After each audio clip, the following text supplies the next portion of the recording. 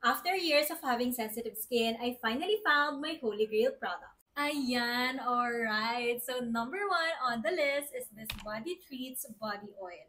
I am on the drier side when it comes to my body.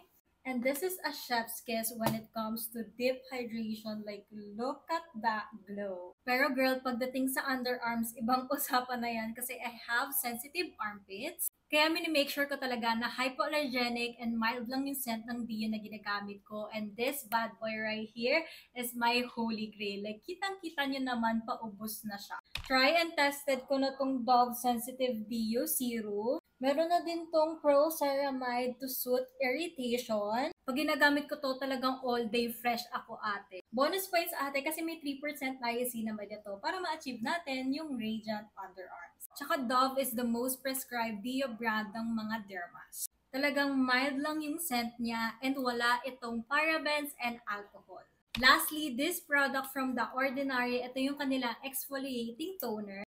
Super hype ng product na to, pero gets ko naman kasi it really brightens up my hyperpigmentation. Ayan, alright. So these are my sensitive skin standards. Kaya reminder girlies, don't settle and care for your sensitive skin the right way.